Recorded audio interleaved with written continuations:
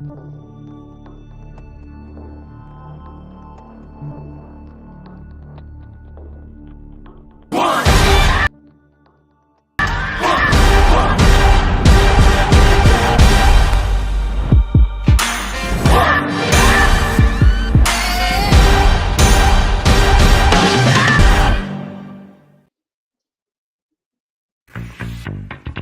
to Place and Experience.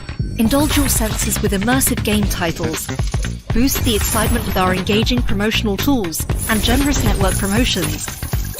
Be in control with XI Viewport Management Tool and experience seamless gameplay powered by X Platform. Enjoy Place and Experience as our partners do in over 20 regulated markets. And get ready to go big. Big play is on. Placent.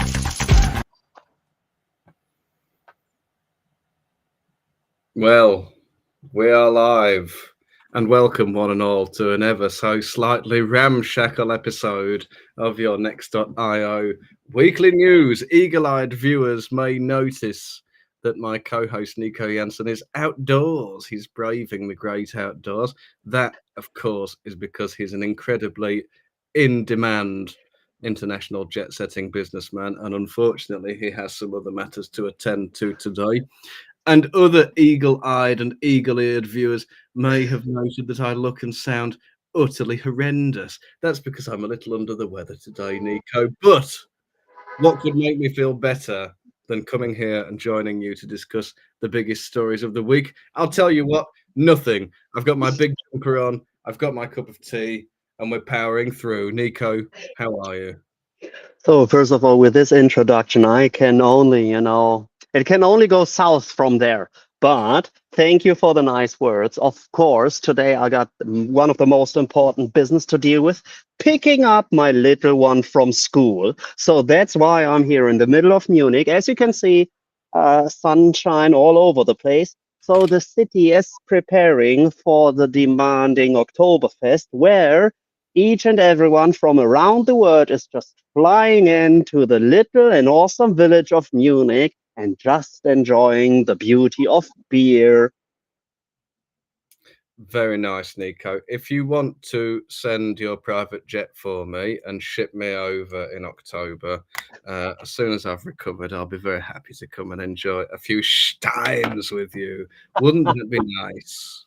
That would be awesome, but shipping you over in October is always great, right? There's a slightly rhyme to it. I would just keep it up, and then it will be an ongoing joke for us, at least in October. That's good to know. That's good to know.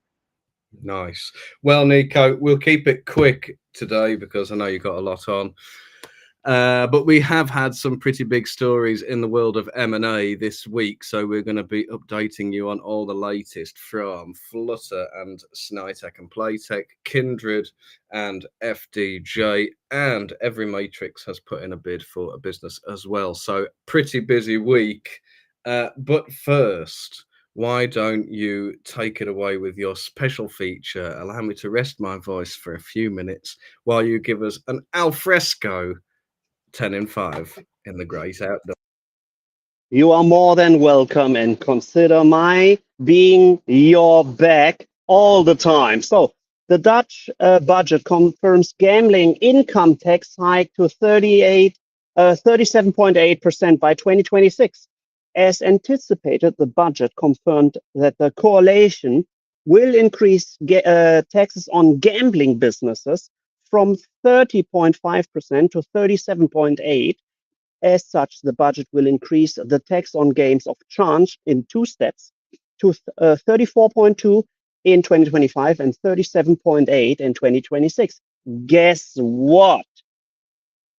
In anticipation of the budget, the Netherlands lottery urged the coalition to recognize lottery income as soft gambling, which should be exempt to tax hikes. So lotteries still are probably extended from this hike in taxes. Brazil is about to suspend unlicensed betting operators from October 1st as sector regulation looms.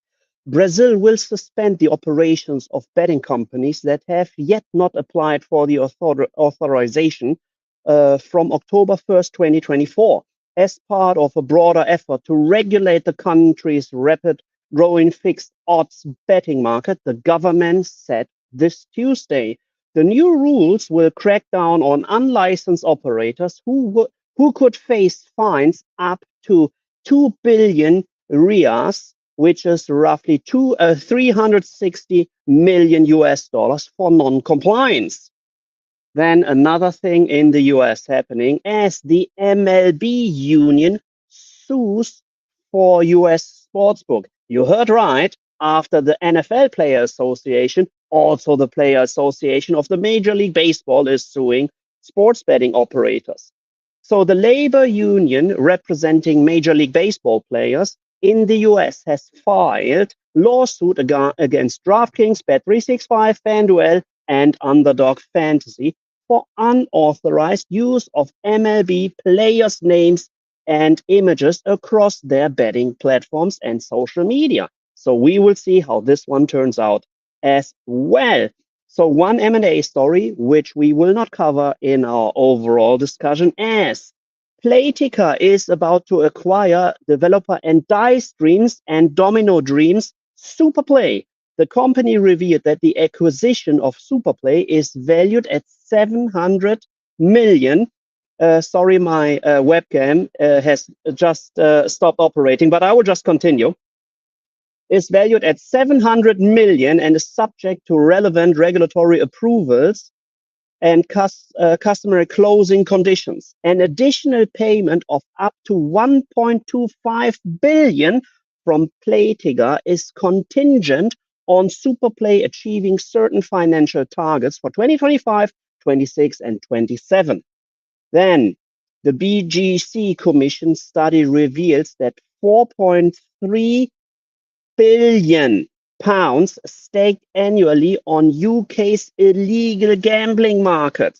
A new study conducted by Frontier Economics, commissioned by the Betting and Gaming Council, BCG, has revealed that approximately 1.5 million Britons stake up to 4.5 billion annually on the illegal gambling black market.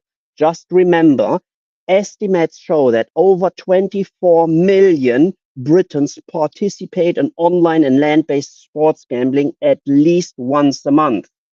So roughly 6.25% of these might also use illegal websites as well.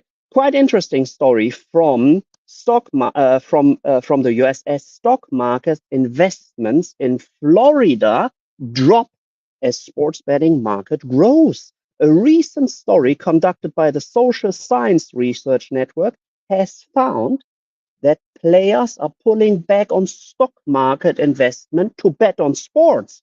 The study revealed that bettors are investing 14% less in stocks. Net investments in stocks have decreased by $2 for every dollar spent on sports betting. Quite interesting, as a tax foundation research bears out of diverse wagering tax rates barriers to entry. In states like Massachusetts, the high cost of doing business and evolving regulatory landscape have caused some operators to already exit. Notably, micro betting platform Better and WinBet left the state already in 2024. And it has become clear that the biggest operators can tolerate a higher tax rate. New York is winking and waving their hands and still generate revenue. The current trends are towards higher tax rates all over the US. Then three more stories to go, as a Thai boxer has been arrested for promoting gambling sites on Facebook. According to Thai news reports, the boxer was paid $45.18, so roughly $50 by gambling sites for each post he promoted on his Facebook account, which has around 440,000 followers. The boxer Sutivat was found in violation of the Gambling Act of 1935, Section 12, which banned unapproved gambling ads. Sport Radar serves micro markets makeover to elevate ATP tennis matches. Sport Radar has expanded its micro market product to elevate tennis betting, providing customers with a new in-play experience when wagering on ATP matches. By offering micro betting markets like the next breakpoint, whether the next serve will be an ace, rally, or double fault, etc. And last but not least, in Michigan, a gambler's 88 million betting spree leads to felony charges. A man from Michigan has been hit with 8 felony charges for allegedly defrauding Caesars Sportsbook to the tune of millions of dollars. The Michigan Gaming Control Board, MGCB, said in a release that Jeffrey Sacco, a 38-year-old guy, is accused of making more than $2 million in fictitious deposits into his Caesars Sportsbook account by exploiting a system vulnerability in April 2023. Hold your horses. Now I'm coming up with the details.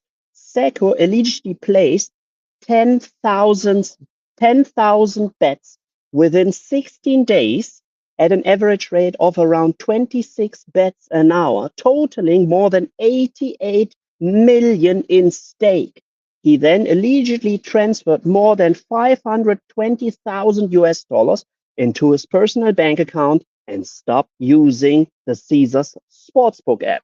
And this finally caused some deeper investigations. Turned out that it was just fraudulent. And this have been my 10 and 5. Very nicely done, Nico. Hopefully you can work out the webcam issue, because our poor viewers have got nothing but my poorly face to look at. So hopefully you can work that out. In the meantime, maybe I'll give you a couple of minutes to figure it out while I talk about our first main story of the week. So you did mention the big acquisition there in the world of mobile and social gaming, Playtech. And that's it. With the earnouts, I think they have earnouts worth up to about $1.25 billion associated with that. So the total value of that acquisition could be up to around $2 billion. And yet it's not even the biggest acquisition deal of the week, because the biggest deal of the week is, of course, that Flutter Entertainment announced on Tuesday that it has agreed to acquire Snaitech from Playtech for total consideration of £2.3 billion sterling. So big old purchase there. Nico, we've spoken about this deal before because it was kind of teased by Sky News a few weeks ago. So I think we knew this was coming, or certainly we had a good idea about it. But just to recap that a little bit, Snaitech is Playtech's Italian B2C division. It operates Snai, which is one of Italy's largest gambling brands. And of course, that means it is a direct competitor to Sisal, which Flutter acquired for 1.9 billion euros in December 2021. So I think Nico's going to jump off now and jump back in so that hopefully we can get another look at his handsome, handsome face. So you're going to be left with me just for a minute while I keep on bringing you the details on Flutter and Snaitech.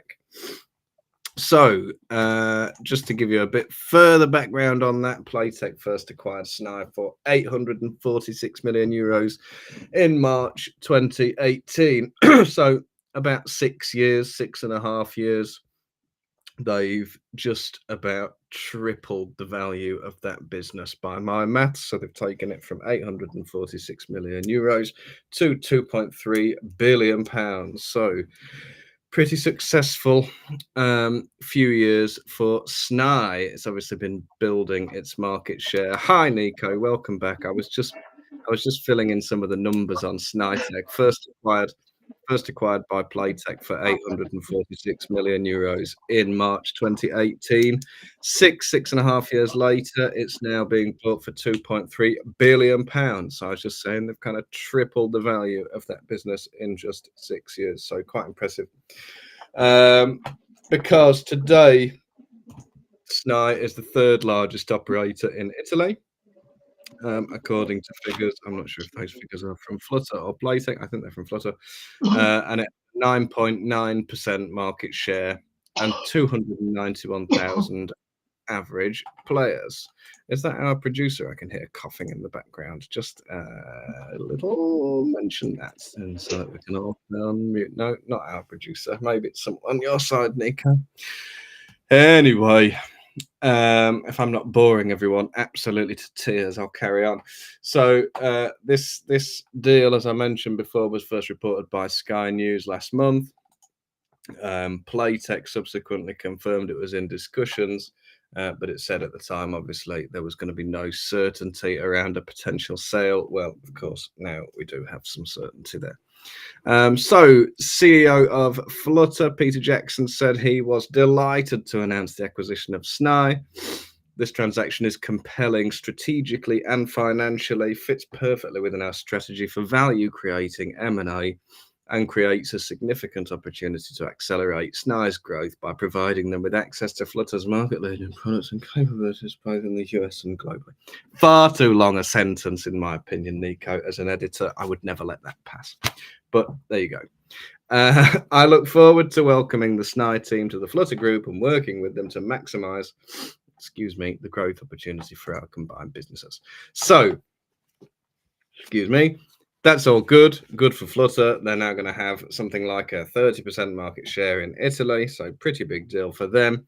Of course, just last week, Flutter revealed that it had acquired a 56% stake in NSX Group, the operator behind Brazilian brand Bet Nacional, for an estimated $350 million in cash.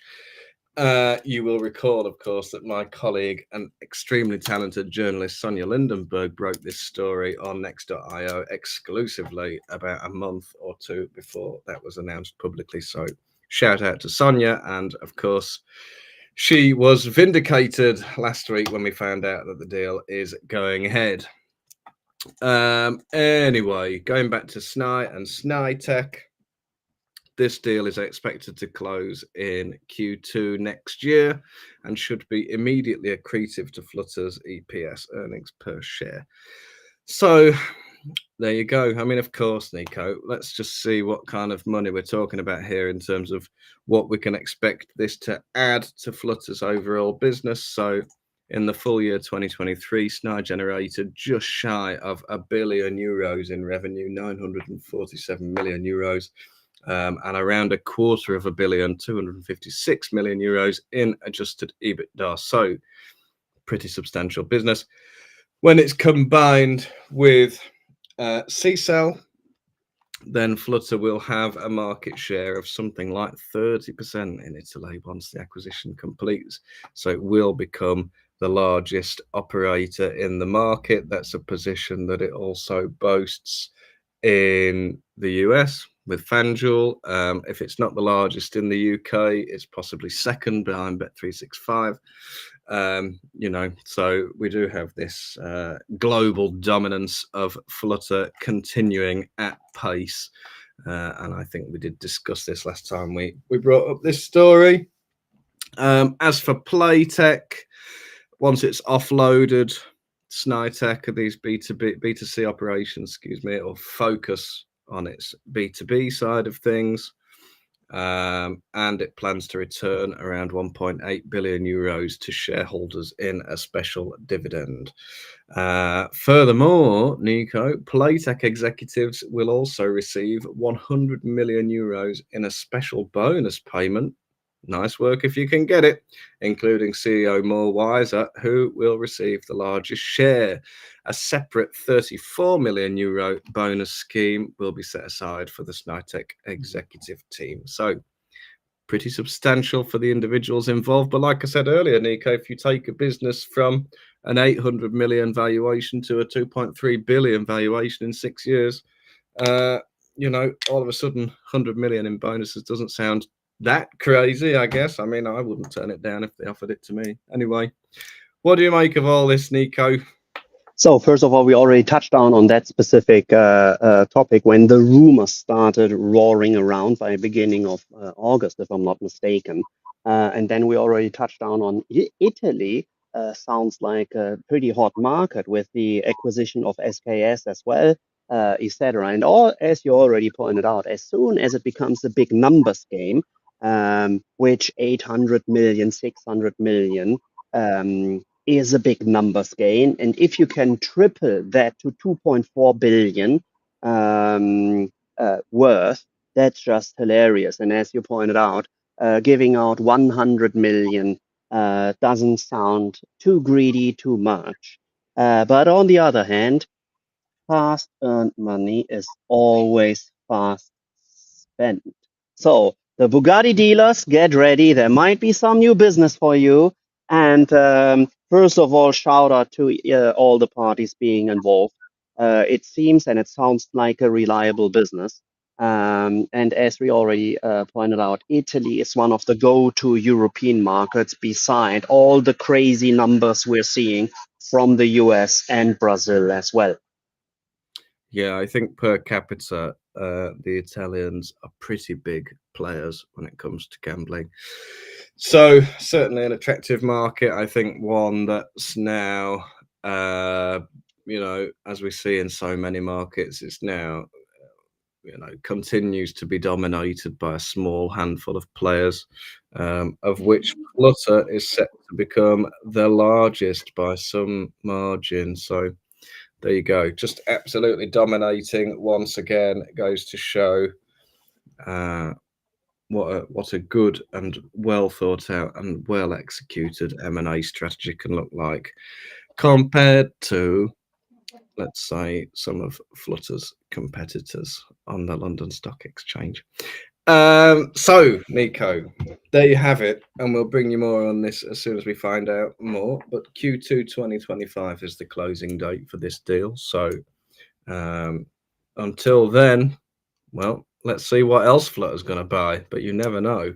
But I think you've got another acquisition story for us next. But before we move on to that, I do believe we have a short video message to show from one of our biggest supporters. Games, hundreds of studios, dozens of hub market partners, an industry-leading hub wallet, and just one API. Hub 88 is connecting businesses to a world of limitless content where the possibilities are endless. Hub 88. There you have it, Nico. Hub 88 is absolutely one of our biggest supporters, and I want to shout those guys out and just say thank you very much for keeping us coming back every single week, even when we're poorly, we're busy. Still, Nico, we keep on coming back. So why don't you fill us in on this latest deal? It's a little bit smaller, Nico, but it's a marathon, not a sprint. So Exactly.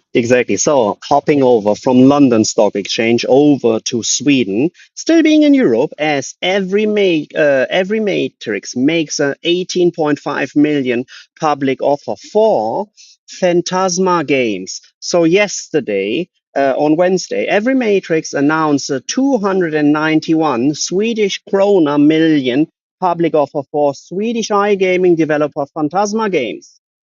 EveryMatrix offer is representing 40% above Fantasma's closing share price of 48.6 Swedish krona per share.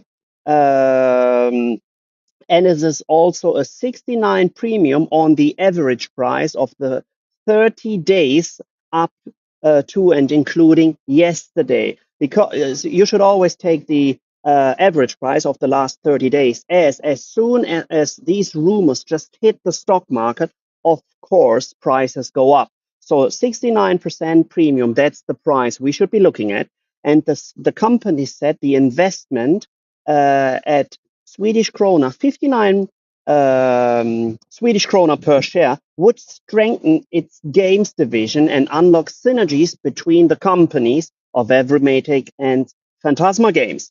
Fantasma is publicly listed on the Nasdaq First North Growth Market in Sweden, and following the offer, the company independent bid committee unanimously recommended the deal to shareholders. So the independent bid committee always has to give their go as well. And EveryMatrix said in a statement, size matters when it comes to doing games distribution directly outside the main games aggregators. More games gives more attention, easier sales, and better possibilities for strong account management. Joining the game portfolio of Fantasma and EveryMatrix thus lifts both companies and achieves the critical mass of games.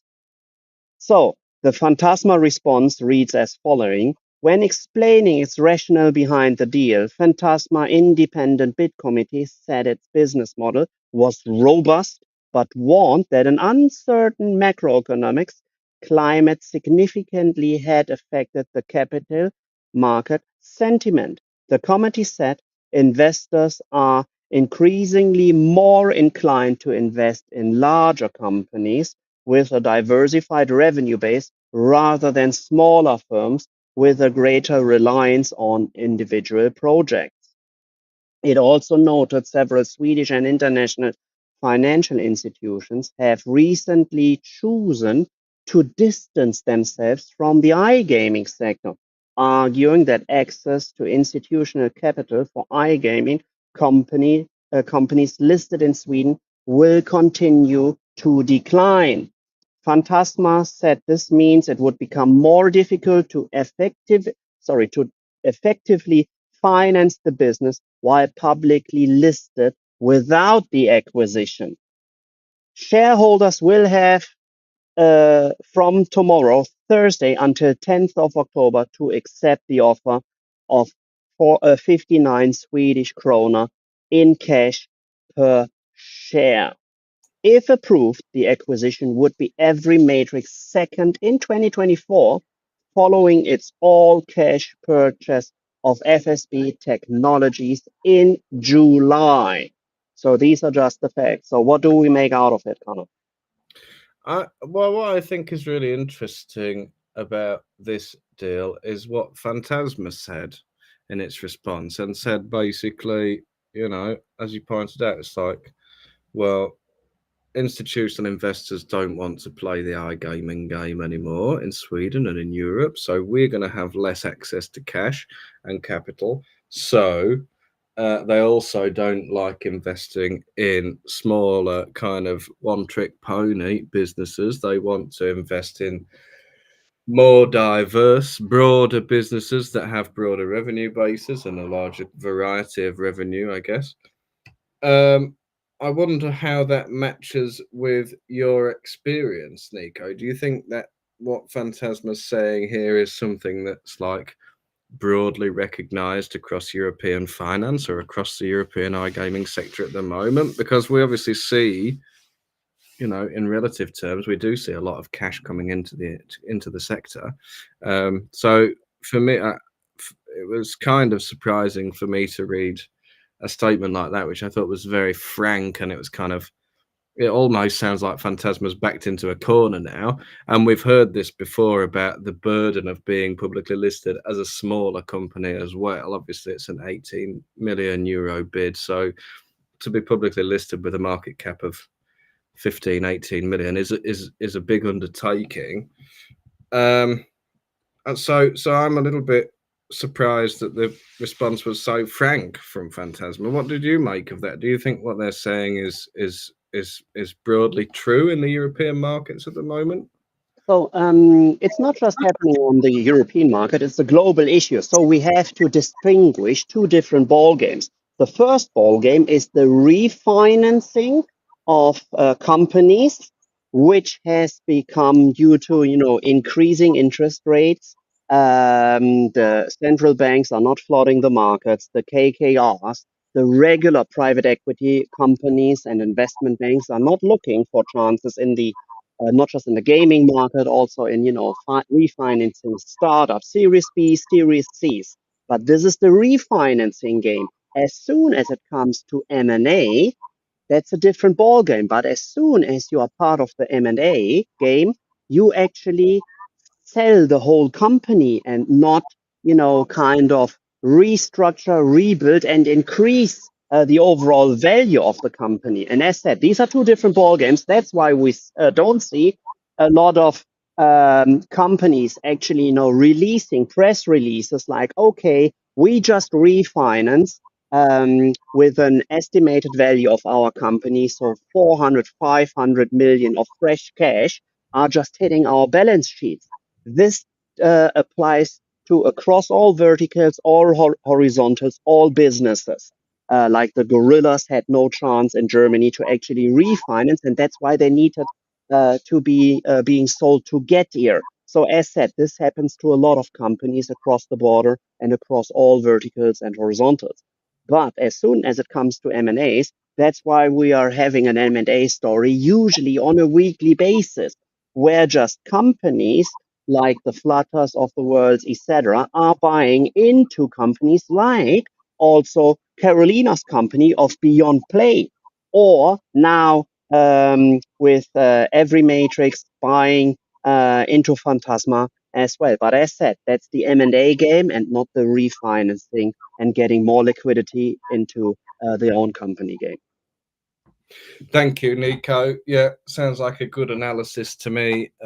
We'll see what happens next with this deal. I don't know if the other thing that I wonder about is obviously EveryMatrix is privately owned and Fantasma Games is publicly listed. So we'll see what happens there as well. There may be a delisting or maybe not.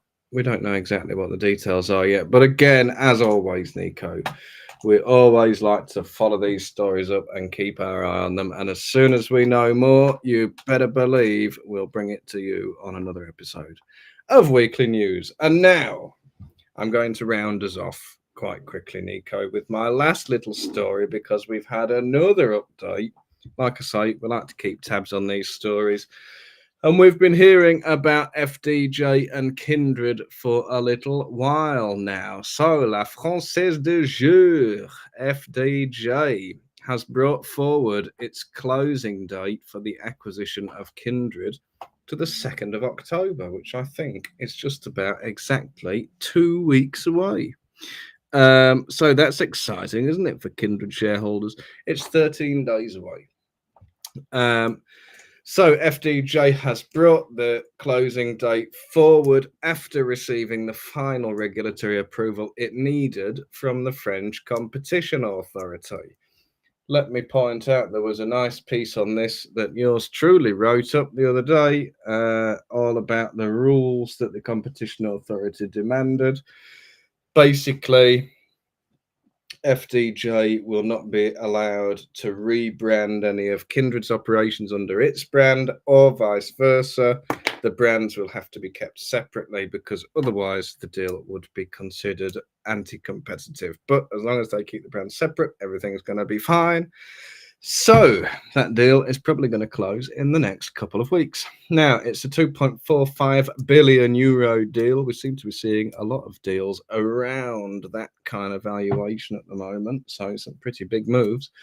And after that, FDJ will become the second largest European gambling operator by revenue and market cap. I think, Nico, it's super interesting to combine national lottery operations in a huge market like France with private sector online gambling, online casino, online sports betting, whatever. That does give you a huge benefit of scale, of course. So FDJ will become, I believe, the second largest European gambling operator by revenue and by market cap. So the final customary closing condition to be overcome is to get acceptance from 90% of Kindred's shareholders. FDJ needs an overwhelming support from Kindred shareholders. So far, 5 major shareholders representing about 27% of Kindred's total share capital have made an irrevocable commitment to sell to FDJ in the deal. So nearly a third of share capital holders. So those include well-known activist investors, including Corvex Management and M&As Capital, which we've heard a lot of. Of course, Ricky Sandler from M&As Capital wheedled his way onto Entain's board not long ago. And Corvex Management, which is run by Keith Meister, has been a huge driving force in Kindred, actually considering a strategic review and a full sale of the business. At all, because Corvex pushed for that in, I think, about 2022. It's been ongoing for a couple of years now, and finally they are getting what they want. So if I can just take you back, I think Corvex bought a 10% stake in the business and then issued this public statement pushing for strategic alternatives. A little bit later that year, it upped its shareholding to 15%, wanted to add a director to the board and all this. So in April 2023, eventually Kindred said, yeah, okay, we're starting the strategic review. And eventually they fielded several offers. And the 2.45 billion euros offered by FDJ proved to be the most attractive. So there you go, Nico.